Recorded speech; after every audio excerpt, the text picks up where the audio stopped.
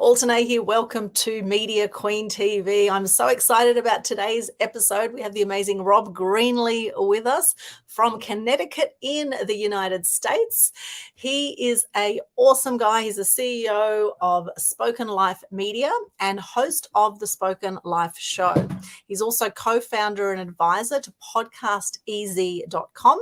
Is the former SVP content and partnerships of podbean.com and VP and podcast content and partnerships at Liberated Syndication, which is Libsyn and AdvertiseCast. He's a well-known public speaker and evangelist, technologist, and trainer for podcasting globally. And he has 24 years experience in podcasting and radio. He is altogether amazing. He's also in 2017 inducted into the Academy of Podcasters Hall of Fame and is the current chairperson of the induction committee for the 7-year-old podcast Hall of Fame, which is podcasthof.com, and much more. We're going to cover a lot more here. Rob, welcome to the show. It's great to be here. Yeah, I'm excited to talk about podcasting and talk about how people can make money at this and how to get started and how to grow and all that stuff. It's an exciting topic, and I've seen it change people's lives. So let's get going. Yes, absolutely. Podcasting is absolutely growing like crazy. And I'm always flabbergasted when I look at the figures and to know that 500,000 podcasts were around in 2018. And the latest stats are 2 to 3 million podcasts now online. However, a lot of them people start and don't finish, right, Rob? So what are the current stats now on the number of people that actually, start a podcast and actually keep going with it, or those that just do 3 episodes or 10 episodes? Yeah, it's about 400,000 shows globally. It fluctuates a little bit month to month on that. Would have published 1 episode at least in the last 30 days. So it's still a big chunk of content being produced on a global scale, but a lot of people see some numbers from various sources that are saying there's 4 million podcasts, and like Apple says that there's about 2.5 million. But just cut that dramatically to say, well, how many shows are actually active creating content today? And that's really who your competitor is if you're looking to start a podcast, is active shows. Now, granted, there's a lot of clutter in these catalogs, and sometimes it can be a little hard to be found, but most of the shows in the catalogs are archive shows, is what I call them. Yes, archive shows. And, have you, those watching right now, have you got a podcast? Have you started a podcast? And are you regular with your podcast? Please let us know in the chat here where you're joining us from. And if you have a podcast, what is the name of your podcast and how many episodes have you done? I'd be very curious to know. And pop your links in there. Let's have a look at the podcasts that you have out there. Now, there's many different ways to do podcasts. Of course, there's vodcasts as well, which are like video shows, which is what we're doing here. This is a vodcast, and if we choose to, we can extract the audio and then make it a podcast, which is just an audio platform. Now, Rob, you started out in the radio days, back in radio days. So what was it that attracted you to radio? Well, I think it's a lot of the same things, really. If you think about what is attractive about podcasting, is I was trying to reach a particular customer base for a consulting service that I was doing. I was trying to help small businesses get listed in the search engine so they could be found locally. So I was doing a lot of work with that. So I walked into a radio station and said, "Are you doing a show about the internet and the web and the growth of that?" This was back in 1999. And more often than not, the radio station said no. So I had an opportunity to start a weekly show that was talking about the growth and development of the World Wide Web and the internet. And that's kind of how I got started in all this. And I kept doing that show for almost 7 years and took it out to XM Satellite Radio Network, and then took it out to about 15, 16 broadcast stations, a couple of public radio stations, and then also took it out as a podcast. At the time, in 2004, it really wasn't a big deal to be a podcast because there was nobody listening via that medium quite yet, because it had just started. But I had been working with putting out like an MP3 file that was available off my website for people to listen to for many years prior to podcasting. So I kind of call that like precursor platforms to what we know today as podcasts. And I was getting quite a bit of audience from that form of distribution. So I could see that there was an opportunity for podcasting once it really started. And it was based on RSS and an open kind of distribution syndication type format, and which was very attractive, and it was reaching lots and lots of different listening devices, right? So you could listen to on portable media players and things like that. So that's kind of how I got started in all this, and it's really taken over my career over the last 18, 19 years, is working on platforms and working with content creators. Amazing. And, from 99 to 2004 in your bio here. So you started on local radio as the host of Web Talk World Radio Show. Mm-hmm. And then, as you say, expanded into the national syndication plus XM satellite radio, and was part of a founding group then that started podcasting. And really, Facebook only started in 2004. And now we've seen in the last, 19 years, we now have about 4 billion of the world's 7.9 billion population active social media users. Mm-hmm. And so more people are going to online sources for their media content. And a lot of people also are sick of, all the brainwashing and media programming we've had from traditional media as well over the years. So it's fantastic to see that more people are creating their own media now, which is awesome. And of course, that's my background, is traditional media. And I did many radio shows as well before podcasting as well. I love radio. And some people say I have a face for radio. I have a face for podcasting. However, really, people want to connect with you. So I do find video shows really powerful. I find, they say if a photo is worth 1,000 words, a video is worth 1,000,000 words. And I think it's a great way for people to build trust and to connect with you. However, also with audio, for those that are very, we've got the kinesthetic, we've got the visual people, the auditory people. For those that are very auditory in their personality profile, they will love audio more, say, than the visual. I am a very visual kind of person. So I guess all that comes into effect. And if you think about it, when we were in the womb, in our mother's womb, all we had was sound, really, sound and touch. We couldn't really see anything as when we started. So I guess there's this thing that trust happens too because of where we come from.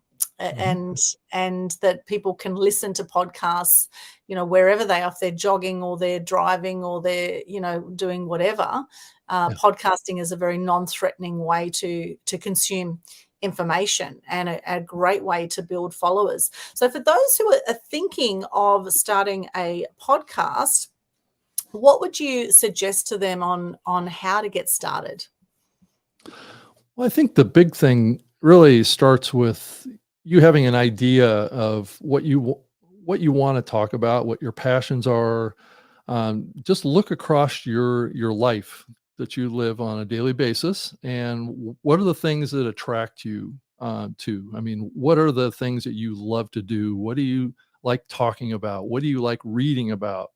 And I think that's a good place to start, and to try and have at least an idea of where your passions are, because podcasting is a passion medium. It's a niche and a passion medium at its core. So having an understanding of what lights your fire, what gets you excited, what gets you up in the morning to want to do the grind of creating a podcast, it kind of needs to be based on that kind of thinking, where it's important either for your career or your passion that you have for your hobby or something like that. But it can span more professional aspects too. And we've seen that happen over the last few years in podcasting, where people have created entire career paths for themselves. I know I'm an example of it. I've been working professionally in podcasting since 2005, working for other companies, trying to promote the medium. So there is opportunity behind the mic as well as kind of in front of the mic. So it is a good analogy for that. So I think that the opportunity is really bright, but the big thing is just getting focused, set some goals for yourself, set a timeline for getting started, create a trailer episode. That's kind of the first thing to do, but you really have to create like your artwork, your description, and get really clear on what the goals of the show is in your own mind. Just keep in mind, it's going to change, and it's okay that it changes. You have to start somewhere and start putting the pieces together, write it down, put it down on paper, and then start coming up with concepts around trying to come up with square cover art or artwork that is like the billboard for your podcast. And those are the primary things to think about. And then once you've kind of gotten through some of those stages, then you can start thinking about where to host it, how it gets distributed. And then later on, once you've started to build an audience, then how you can monetize it and things like that. And I think a lot of people try and put the monetization at the very beginning. And I think that causes a lot of confusion and causes them to maybe not always make the right choices in the early stages of creating a show. Yeah, I think putting the time into the foundation of setting up your podcast, I think, is really important. And you mentioned passion there. And if we are passionate about something, we will naturally just talk about it. Last night I was training some of our mass media mastery members, and we got on the topic of animals. And recently there was a story I saw on social media about this poor cat that had been brutally beaten to death by a 12 and 14-year-old in Sydney. And, that really brought up a lot of emotion for me. And so I immediately shared the petition about this. I shared about my opinion that I think the cane should be brought back. Once upon a time in Australia, we had the cane where there was actually repercussions for actions. Now kids are actually literally getting away with murder. And so now I've acted on that passion, and I can keep talking about this again and again. And particularly with this particular elderly cat that was killed, Brandy, when I saw the picture on Facebook, I thought that looks almost exactly like my cat Tiger. And so it was very close to heart. So just notice, as you're consuming information online, I would recommend for those watching right now. Hello, Sonia. Good to see you. For those watching right now, and also we have you, Ken, on LinkedIn. Hello, great to see you. I love all your blurb. Savor the flavor of the awesomeness in you, peeps. Thank you so much for that, Ken. Might come back to your beautiful comment. You always make lovely comments there. So for those who are watching, and just notice, what is it that upsets you, that moves you, that really gets you going, that you really want to make a difference in some way. And the other thing I'm really passionate about is inspiring more truth and good news in the world to help lift the energy on the planet with more good news. And any negative can be turned into a positive. And sometimes I think we need to mention some of these negative points out there. It's not just all rosy and, everything's happy, joy, as a lot of people display in their social media. Sometimes we need to talk about these things that actually aren't so great out there, where people are actually not being kind to other beings, whether they're animal beings or human beings. And what will happen with these kids, no doubt, they will go on and they will start beating up other kids if they're not already, right? It usually starts with the animals, and then it goes over to they start beating up other kids. And I do believe in karma. I totally believe in karma. And I think these kids have got it coming. They've got it coming, right? It'll be coming back to them. Don't you worry about that, right? You don't get away with murder, really. Actually, energetically, you don't get away with murder. You do get away maybe on this realm, on this, in this planet in some ways. However, karma always comes back. And so notice, when you're passionate about something, you can just talk about it and talk about it. And you could do a podcast where you just speak directly and give your opinion on something, or you have a guest on your show. Now, can we talk, Rob, about the pros and cons of the format of the podcast, whether you do just do a little piece yourself where you're speaking about a topic, or you bring a guest on? Yeah, I think that there's kind of a spectrum here that you need to think about when you're starting a podcast. Is, do you have the personality to do primarily a solo show? I mean, some personalities like to do the content themselves, don't involve anybody else, and that's perfectly fine too. And there's certain types of personalities that do well with that, and they tend to be a personality that it's like maybe an extrovert or somebody like that really likes to dominate the microphone, things like that, and that's perfectly fine too. And then there's other folks that like to have collaborative conversation, and they like to have a little bit more relaxed discussions, kind of like what we're doing here, right? Where we talk about a topic together and we share that. And it's not just like a solo cast, is what I call it. So those are the two primary formats that are out there. And then there's the other, which is kind of like the early morning, jock talk show where you have like 2 or 3 co-hosts, and you have this banter, and it can get into funny topics and things like that, or different personalities create kind of like a fascinating soup of information, right? And it's not just like 2 people or 1 person. It's a group conversation, and so that's another format. And then I kind of like to have kind of a blended format where I do some episodes that are solo, and then I do some episodes that are with maybe a co-host. and some episodes that I do like maybe with multiple co-hosts, or I trade them out now and then. So I like to spice it up, but at the core of any show needs to be the core host. And that host should be the glue that brings the audience back every week. And so these co-hosts and these guests that you have on the show, whether or not they're regular or they're always new every week, they're additive to the host. Like with you have a very strong personality and you have a lot of thoughts. And I love it that you share your thoughts, not just ask a question and then wait for me to answer it. You share your thoughts. And you're a terrific example of what I'm talking about, where you're a lead host, but you have opinions and you have thoughts that need to be shared too. And I'm just here to add that color commentary, right? It's like that sports broadcaster that likes to add that color depth to any topic. But at the core, you're an expert. And that's why people come back and watch your shows, because they want to see you. Thank you, Rob. I appreciate that lovely compliment from you. And I have been doing what I've been doing a long time. And so I think it's important too, when you're considering doing a podcast or a show, that it's important not to compare yourself with others, because I know people can be very hard on themselves and they go, oh, I'm not like that person, or my story's not as good as that person. And, this imposter syndrome comes in. And I always say, if you know 10% more than someone else on a topic, you can teach it. And no one else has your story, right? Your X factor is your story. And there's a reason why you will be passionate about the topics you're passionate about. Why am I passionate about animal cruelty? Because I've seen animal cruelty again and again and again and again, and I'm passionate about combating it and raising awareness, appreciation, and respect for animals, because I got sick of seeing the animal cruelty and because it moved me. Some people see animal cruelty and don't think anything of it, right? Some people are just not moved by that. And then why am I passionate about the good news? Because I've had depression. I've had 4 friends take their own lives by the age of 45. And I've seen, particularly through COVID, we've had 4 times the suicide rates. And so now more than ever, it's important that we speak up about what it is we're passionate about. And if you're not doing a podcast on your topic, or you're not sharing in some way, then somebody else will be. And if you're in business, you could be missing out on a lot of opportunities because people want to connect with you. So now to the point of how to grow and monetize your podcast, and particularly if you're in business, put the time into actually working on the foundation of your show. What sort of topic could you talk about? Where do you relate? Where does your personal story tie in with what it is that you do? What is it you're passionate about shifting in the world? All those kinds of things. And once you have your show ready to go, then how to monetize it. Our topic for today.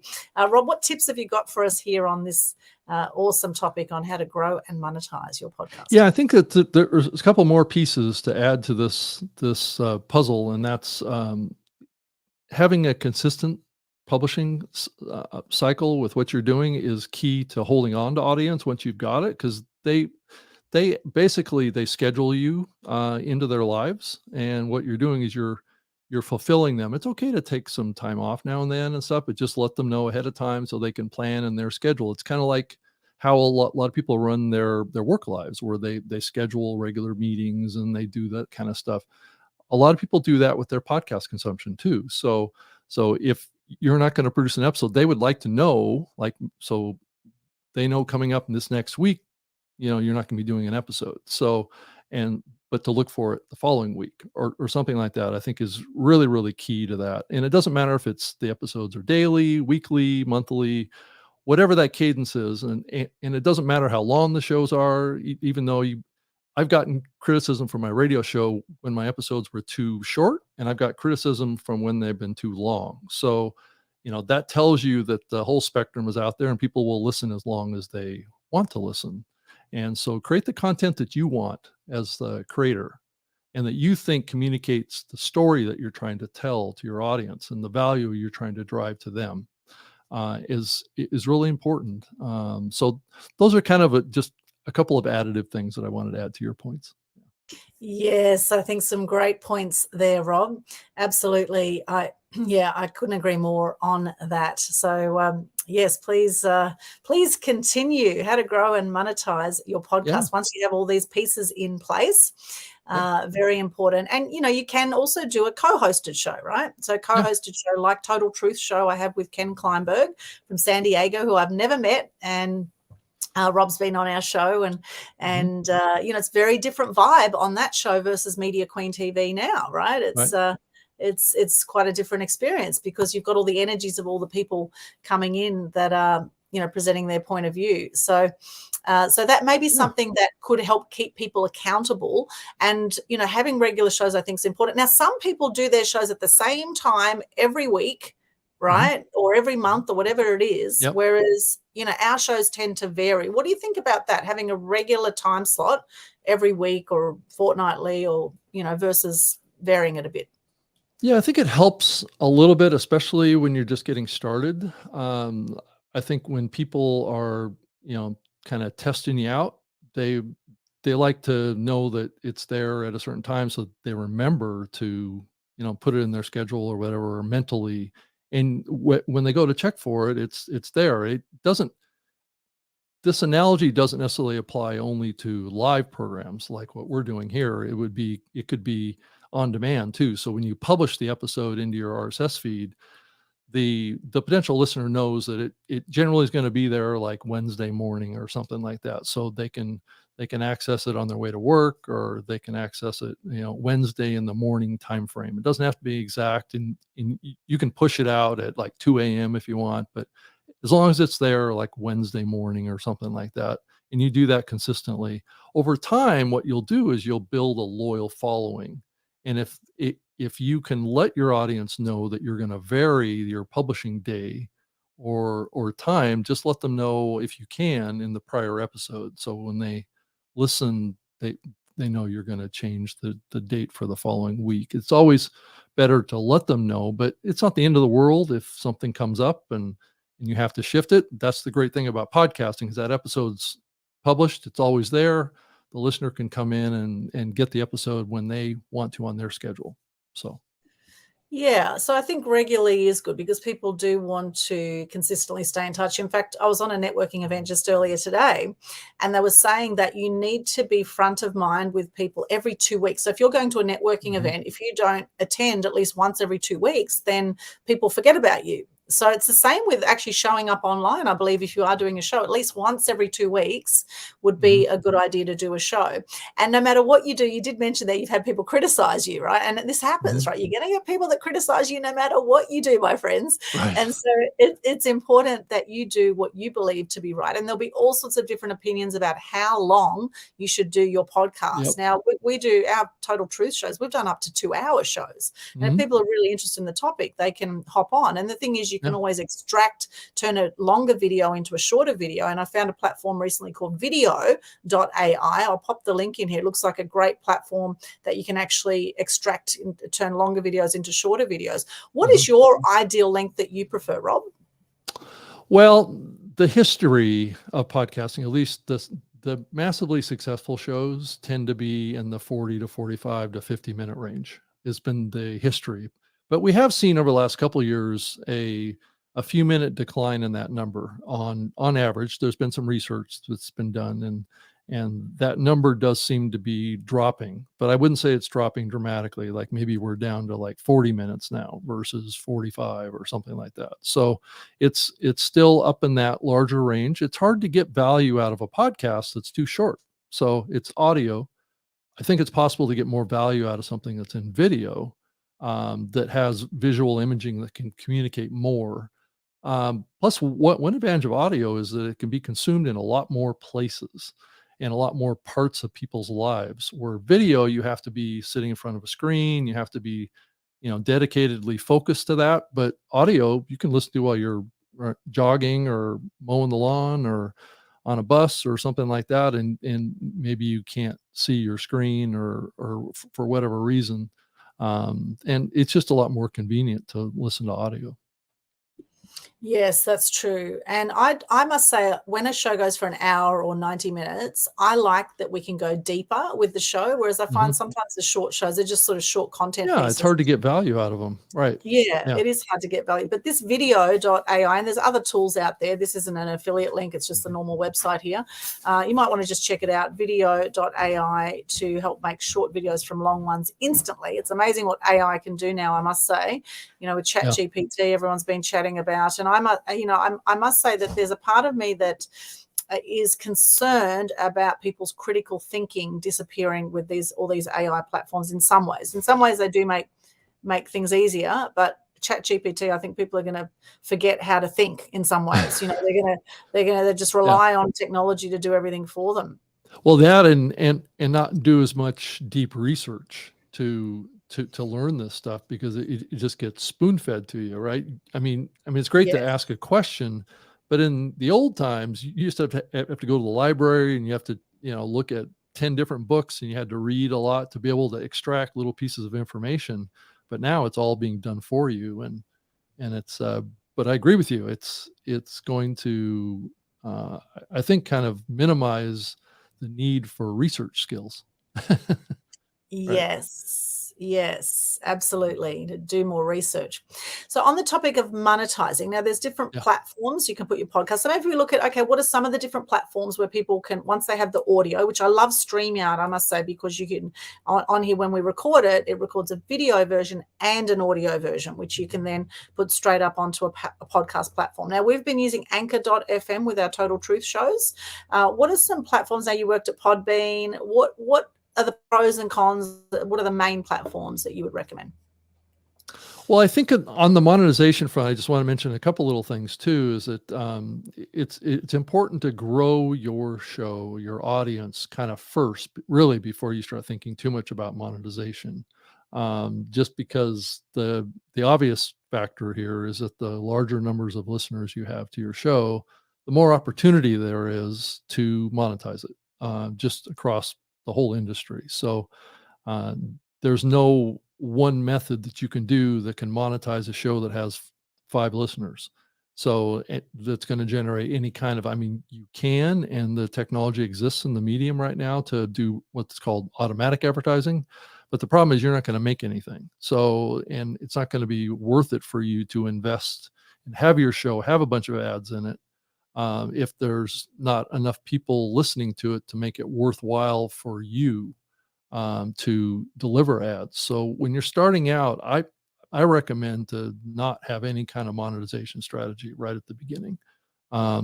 Just get your show launched, get it figured out, figure out who your audience is. At some point, do some research of your audience, like a Survey Monkey survey. Just make that URL available to your audience, and maybe you'll get 5, 10, 15 people answering the survey. It's basically a demographic survey, and start gathering data on who your audience is.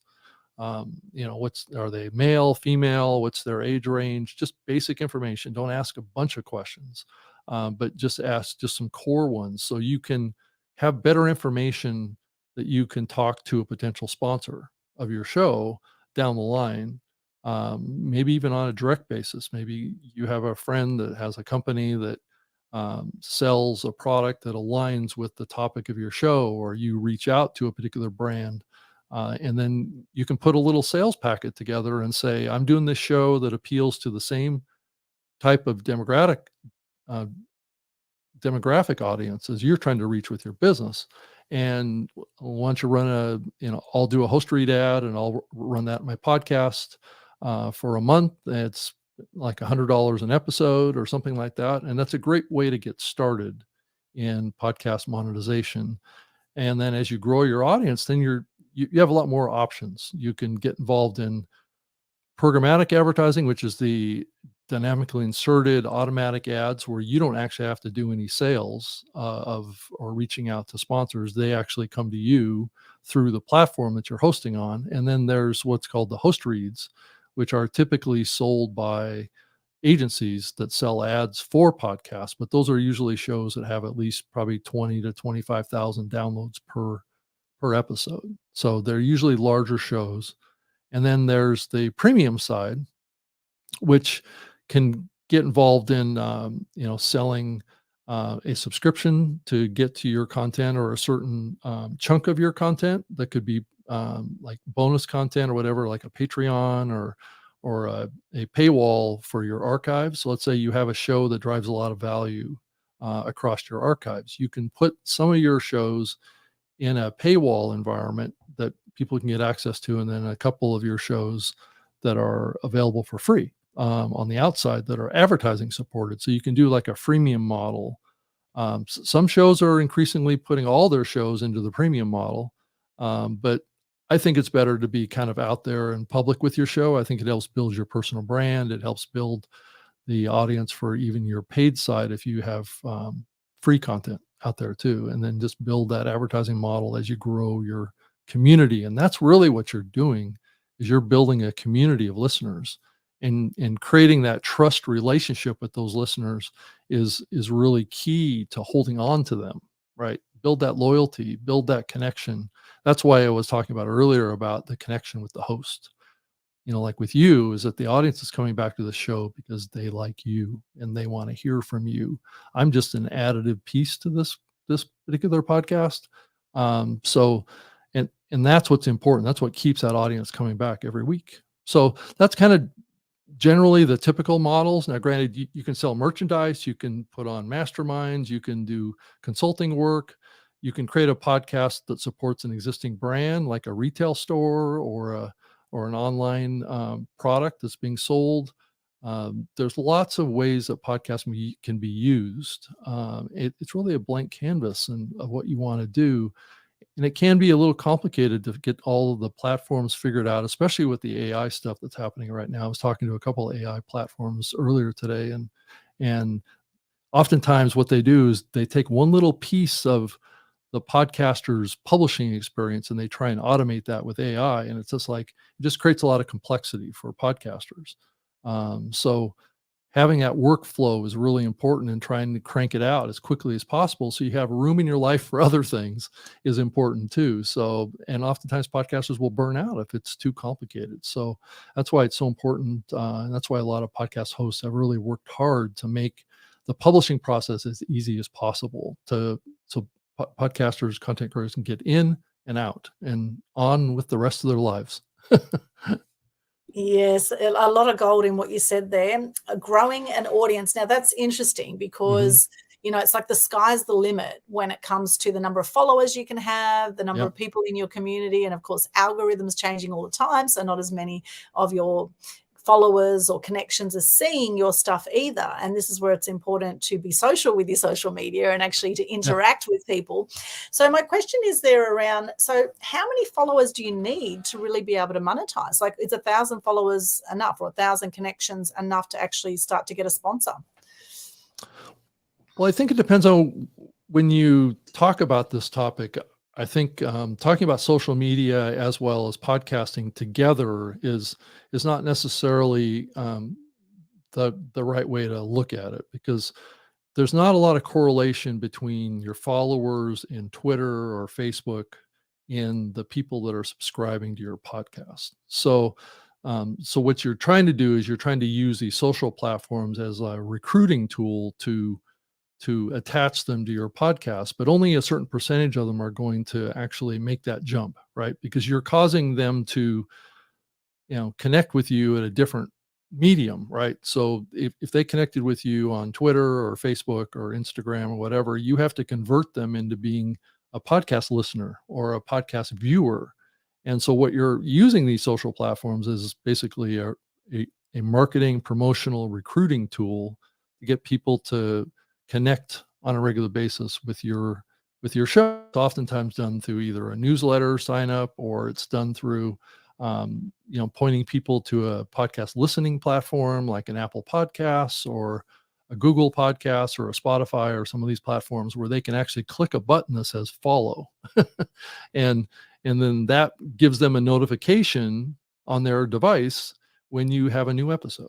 So and that also applies to YouTube and Facebook and those as well, because a lot of like this show is being put out into all those platforms right now too, and people will be notified that this show is available and things like that through those platforms. So in some ways it's similar, but on the podcasting side, it's got its own little unique ecosystem based on RSS feeds. And I know many people don't know what an RSS feed is, and probably they shouldn't even worry about it. It's more how you as a podcaster provide your episodes to a listening platform that then makes them available to their users, and like a Spotify or an Apple Podcasts. And those people can get in there and click that follow button, and they will get notified every time you put out a new episode. Yes, I get what you're saying. However, for those that are starting out and maybe don't Mhm. have a lot of downloads on their Yeah, podcast, at least if they have a social media following that they're promoting the podcast to, at it least it helps. counts for something, right? Yeah, it Yeah, it does. does. I mean, Yeah. you have to start promoting where you have your community right now. Yeah. So those that are following you, that's what you're trying to do is you're trying to convert your current community, whether or not you have one or not, you're trying to recruit people through that community to make them become a podcast listener or a viewer, right? So you're converting them is what you're trying to do, and that takes time. Sometimes it takes consistency of publishing and getting in front of people and helping them see the value of it and doing TikTok and doing these reels and stories and things like that to connect with those people on a regular basis, and they go, "Wow, this person is really interesting. I want to see what else this person is doing." So, and that's how you get them. Yes. You get the I, hook in them and reel them in. yeah. Yeah, yeah. So, a great thing to do could be to just look at, okay, where is your community? And if you have a CRM or a database, you could email Mhm. your database and say, hey, I've just got a new podcast, hop on and see what you think. Now, I saw a very interesting opt-in strategy on a website the other day where someone had just started a new podcast and they said, we will give you our course worth $1,000 if you hop on and follow our podcast and write a review and screenshot the review and send it to us. And I thought, what a clever strategy Mhm. that is. And then we'll give you the free course. I mean, hey, reviews count for a lot too, right? So, Yeah. all these little clever ways that you can grow your following and grow your appeal online, because people do check out reviews. It's very much Mhm. or word of mouse advertising Right. nowadays. Right. Yeah.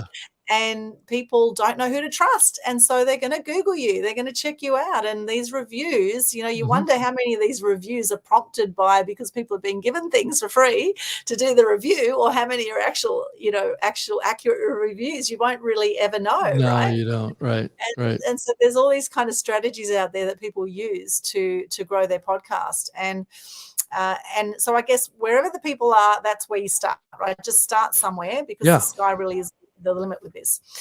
So back to so grow the following. I think that's very, very important, and keep consistently promoting all the time, right? Whether you're networking out and about or whatever you're doing, keep promoting. And part of why I love having guests on the show is because you're reaching a much wider audience, because your guests are promoting to their people, Mhm. and it introduces you to people that you wouldn't otherwise be introduced to. And I do love the fact too, I must say, that having a podcast actually gives you a lot more leeway in actually being able to appear on other people's podcasts when there's alignment, rather than just Mhm. going out and saying, hey, can I be on your podcast as a guest? Always look at what can you offer in return. And Mhm. like us, you interviewed me on Spoken Life, and now I'm interviewing you on Media Queen TV. And so this is a beautiful alignment here where we've got win-win scenarios happening. And so you've got more Mhm. bargaining power as far as reaching more amazing people like yourself, Rob, who's an absolute legend. We haven't mentioned half of your background yet. We're going to come to we'll have to mention some more here about your world record holding, etc. We'll share. You hop on, stay with us for the rest of this show, and we'll share some more amazing things around Rob. But really, it gives you more bargaining power to have your own show. Yeah. So I think these are really crucial sort of building blocks that people need to consider before they just go out with any old podcast, right? To really consider, who is your ideal market? What are you passionate about? How can you grow the following, etc. And then once you do all that, then what is the best platforms that you would recommend to go out on to actually get it out to Spotify and all the different places? There's so many different ones out there. Yeah. People can get overwhelmed, right?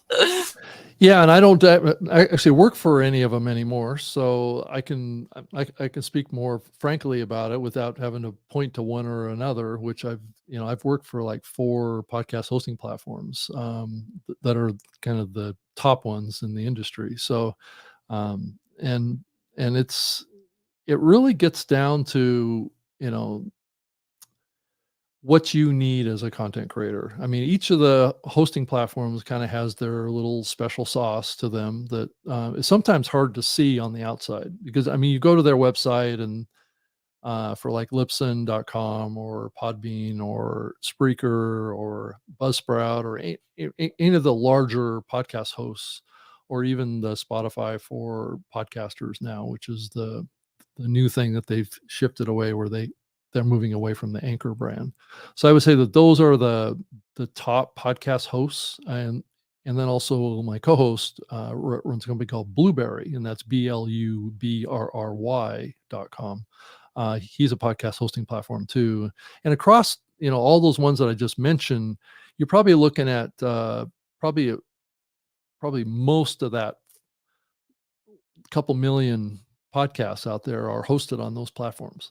So they're, like Anchor has probably a million shows, and but not all of them are active. Now, keep in mind, some of these platforms that have 600,000 shows on them or something like that, maybe just a fraction of them are actually active shows, just like what you're seeing in the overall numbers, right? That only a fraction are actually active. But yeah, so there's Libsyn, which is the very first podcast hosting platform to ever exist. Yeah, I spent 4 years with them, and they're based here in the U.S. and they're at libsyn.com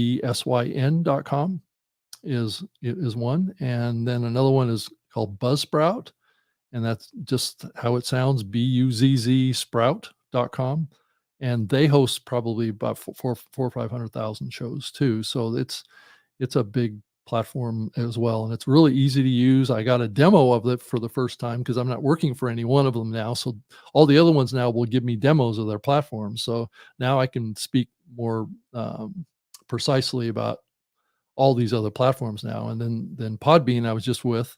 That's another terrific platform. That one was started in 2006. And so it was just after Libsyn started in 2004. And then Spreaker, which I also worked for a while too. They're a company based in Europe, and that's Spreaker with an R. It's like combining speaking and a speaker, like a boombox speaker. So that company was started in Europe, and I was their first U.S. employee here in the U.S. to get them explored. And now they're owned by iHeartRadio of all people. So there's been a lot of consolidation that's happened in the space since Spotify came in and Sirius came in and iHeartRadio got involved in, and Pandora and all those have joined the podcasting medium.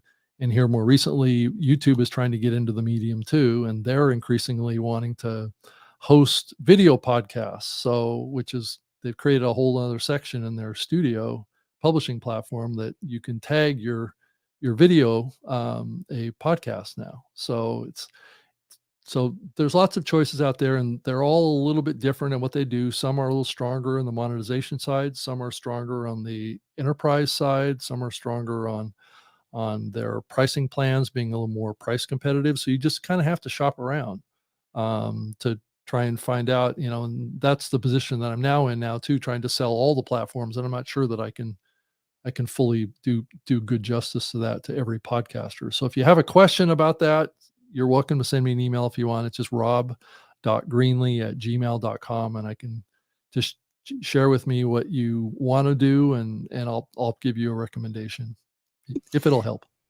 Beautiful, beautiful. Now, I did co-host a show called Tech Webcast for 3 years, and that was with two guys from Melbourne and a guy from America who I never met. And in the 8 years that show was going, we had over 1 million downloads online of that podcast. And the way that was monetized is through Patreon.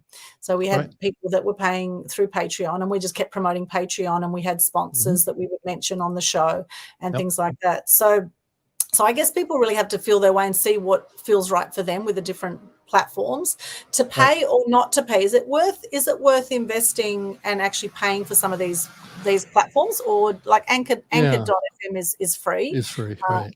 I think that the way to really think about that is, I guess it depends on your budget, but generally what we've experienced through the pandemic, because we saw a big spike in people starting new shows because everybody was locked up at home and they didn't have anything else better to do.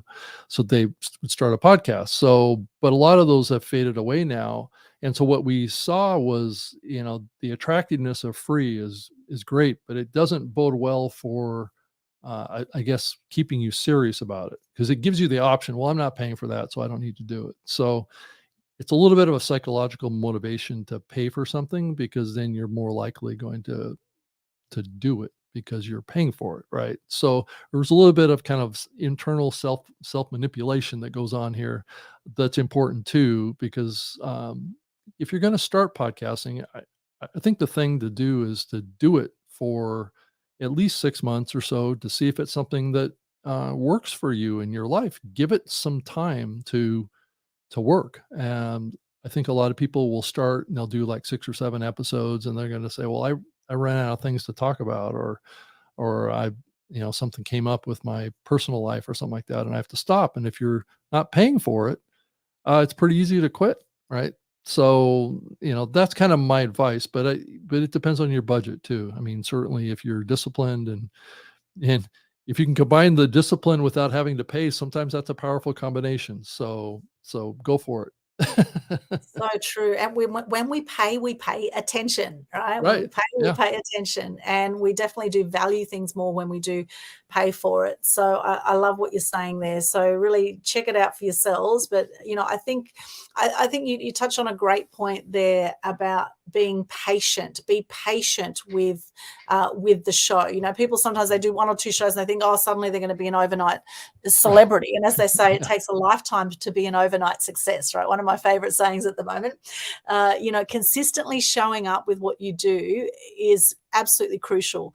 And it's amazing what opportunities you attract to yourself when you do that. Now, Yeah. recently I was contacted on LinkedIn out of the blue from Meetup International. Actually, I got an email.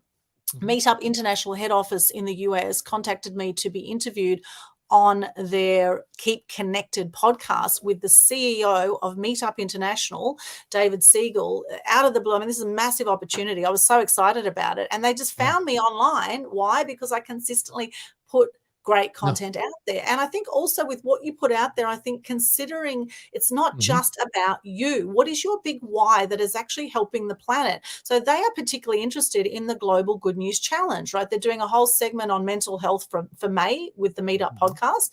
And they were Sure. particularly interested in how the Global Good News Challenge is impacting change by people sharing gratitude and good news and helping to decrease depression and suicide rates. So what can you do also that has some kind of social aspect where you're actually helping the community at large? Do you have a charity that you're supporting? That Mhm. kind of thing. The more you can be of service, the more that I think you will attract people to what you're doing, where it's not just Mhm. all about you. There's a lot of people with massive egos in this business. Isn't there, Rob? Massive. And I Yeah. call Right. myself media queen. It's very tongue in cheek, and it's really about putting the crown on your own head. And you don't need to be born into royalty to put yourself out there. And it's also about having fun with what you do, right? And Yeah. because my nose is not that big, I always joke, right? My nose is not that big, and celebrating your uniqueness. So, I've got big hair, big smile that I'm known for. So, all these things, I think people get way too serious out there, and it's way too much about me all the time. So how can you be of service? And Mhm. now looking at some of your background, I'll just share here. And I can see some comments there from Sonia. We'll come to some of your comments and questions as well for Rob. If you have any, pop them in the chat there. Now, I'm amazed that you're a former college basketball player at Pacific Lutheran University, where you earned a Bachelor of Business Administration, BBA degree with a concentration in marketing. Yep. So how did, from former college basketball player, would you say that being ambitious in sport has helped you in other areas of your life, Rob?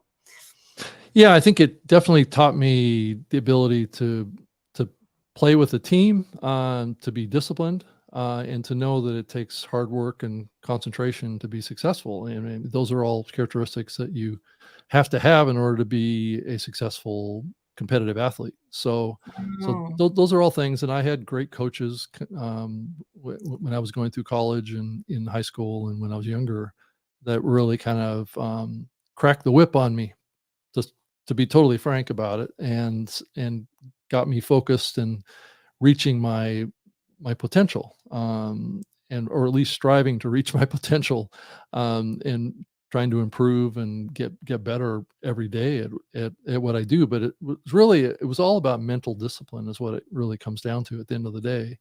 And I think that those skills work very well in building a career or even building a podcast. There's going to be times when you have to do difficult things, and there's going to be times when it's going to be hard. And in sports, it's even worse because you get hurt or you get injured or something like that. But that can happen as a podcaster too. I mean, you can get in a car accident or something like that, or you can fall off your bike or whatever thing can happen to you, and that can be a similar kind of thing. Because if you're doing a live show every week, right? If you're in the hospital, you're not doing that live show. So it's kind of the same thing with sports. If you get hurt, you're not on the court playing. So it's very similar, and I think it's just life lessons that really kind of helped me with my career, as I moved forward. Yes, I love that. Everything is hard until it becomes easy. All right. Yeah, It's not there you go. everything is hard until it becomes easy. And no one was born extraordinary at anything, right? No, I mean, I'm certainly Yeah. not wasn't born with the gift of gab. I'll just put you that way. That wasn't my experience as a young child. I didn't speak very much at all. So for me to do what I'm doing with my life is really was not an expected thing. Yes, Yeah. yes, amazing, and now you seem so natural and you flow with it, and, I'm blown away by this, that you're a Guinness Book of World Record holder for building the world's largest glass of orange juice for the state of Florida. So you Yeah. must like orange juice. How the hell did you get involved in that, Rob? Yeah. I spent 5 years working for the state of Florida as a kind of a citrus field marketing specialist up in the Pacific Northwest. So I was actually working up in the Seattle market for Florida citrus, and I built the world's largest glass of orange juice back in 1997, right there in the Northwest for Florida.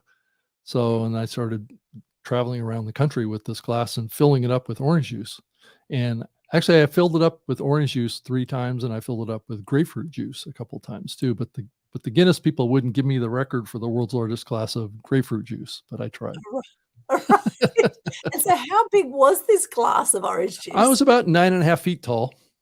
9.5 feet tall. Yeah, Okay. it held like maybe 750 gallons of orange juice. Wow. So Wow. I had to make sure that this glass wasn't gonna, because it was shaped like a glass. It was tapered, just like what you would think of as a drinking glass. And it was really concerned about it exploding, because when you fill it up, that puts a lot of outward pressure on the acrylic. So I had 1 inch acrylic in this glass, and but I Wow. had to fill it up with water all the way to the top and leave the water in there for like a day, because water weighs more than orange juice does. So Oh. that was like my test, because the last thing I want to do is set this thing up in a grocery store fully filled and have it blow up in the produce department.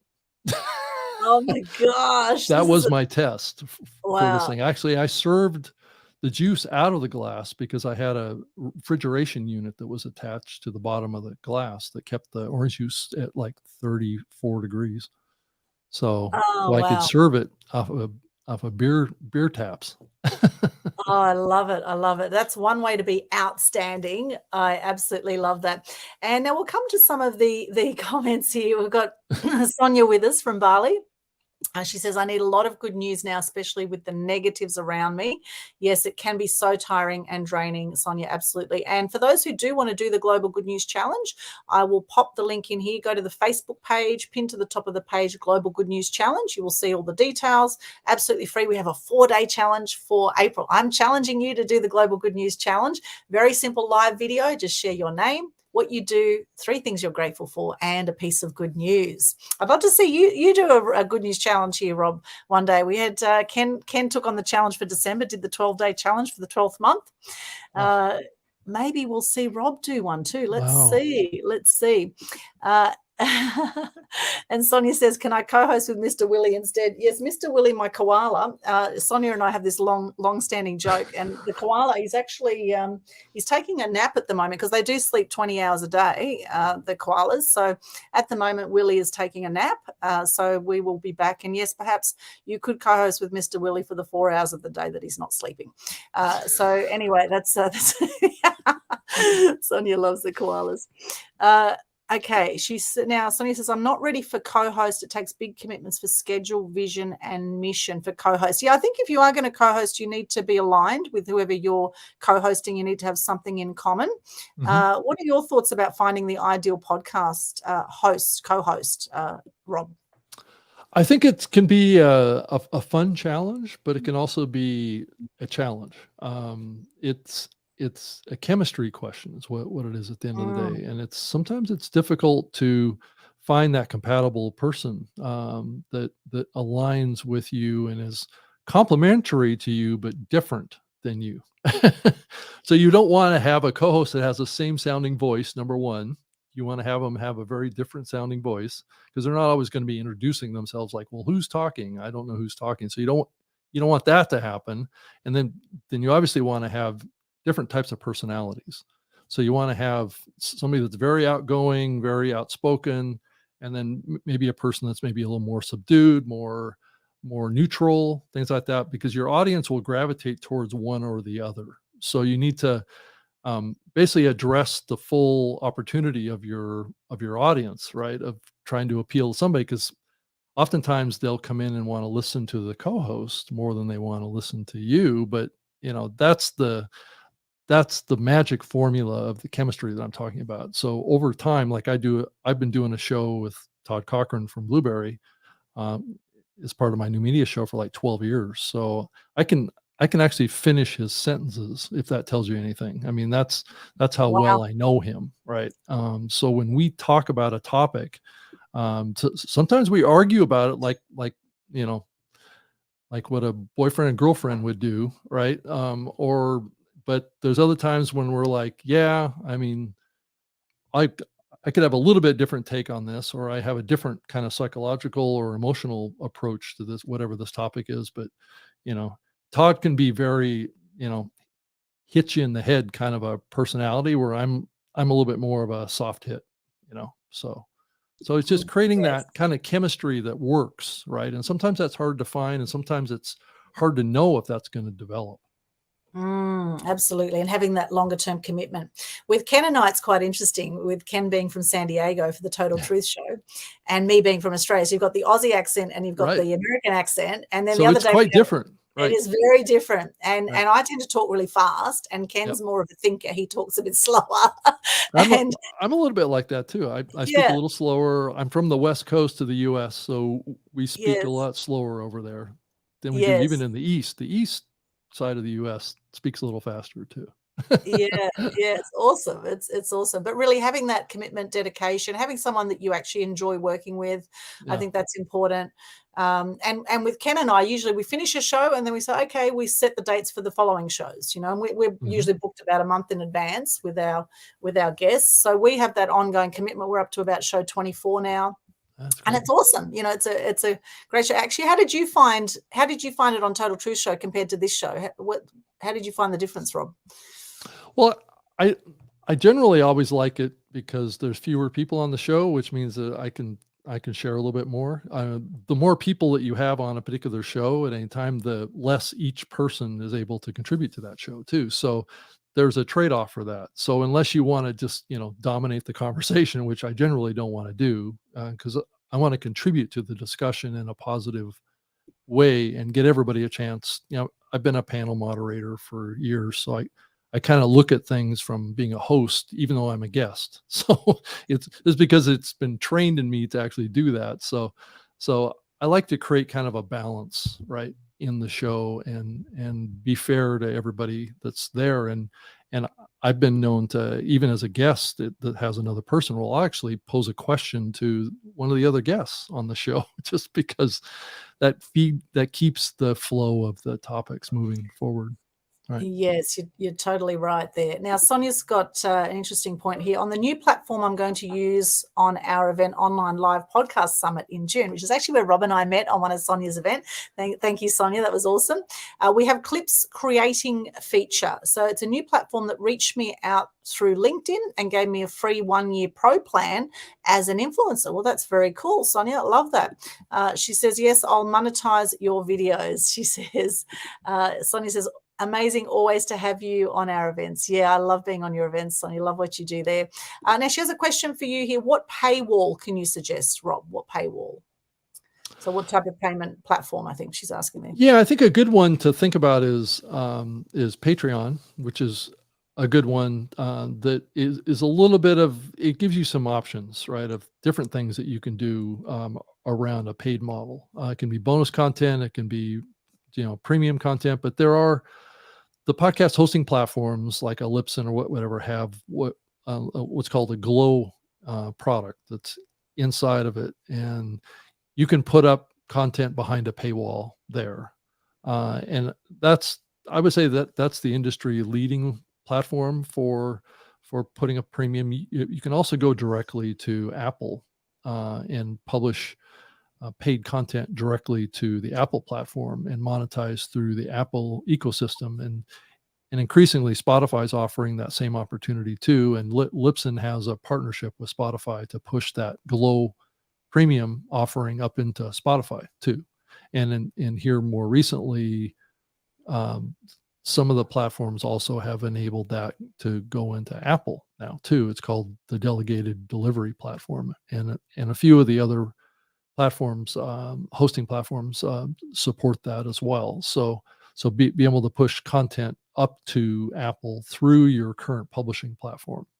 So it's a little bit of a complicated thing. So I would just talk to a couple of the hosts, like I've mentioned, and ask them about it and have them give you a demo or whatever. And they usually have a section on the website that will talk about it.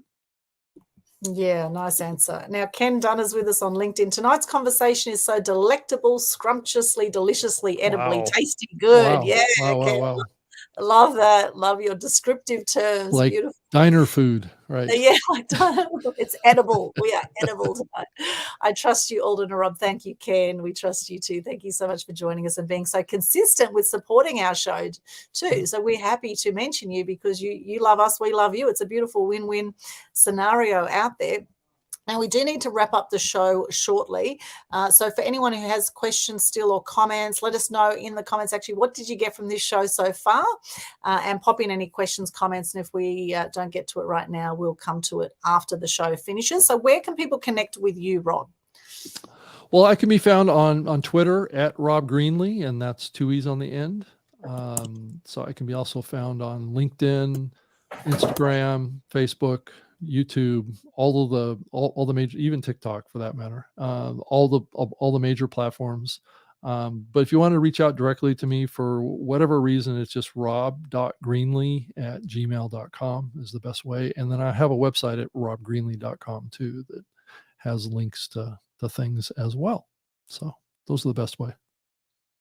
Beautiful, beautiful. Thank you so much, Rob. It's been an absolute pleasure having you on the show, I must say. And for those who want to connect with me, you can stay connected at my Linktree, has all of my links. You can book a call in there too if you would like more support with your media journey and getting yourself out there or starting your own podcast or monetizing it, whatever it is. Here's all my links here at Linktree/Aldwyn.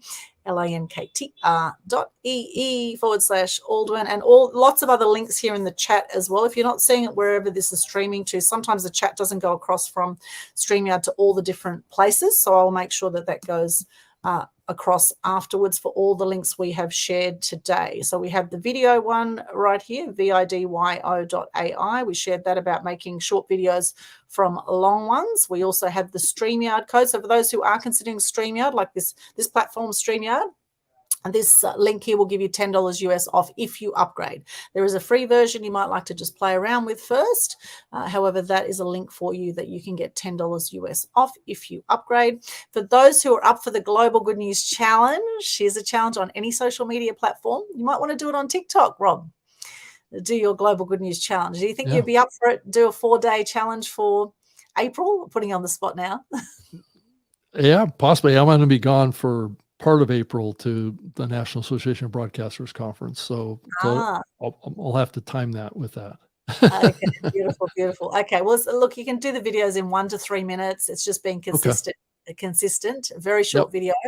Your name, what you do, 3 things you're grateful for, and a piece of good news. And that could be, the good news could be that you're off to this conference, or that you've got a happy client, or you've got a new episode coming up, or whatever it is, right? So it can be any good news there. And all the details are at the top of that Global Good News Challenge Facebook page. And we also share your challenges out to thousands of people, and you will feel amazing when you get into gratitude. So will the people who watch your videos. So I highly recommend you do that.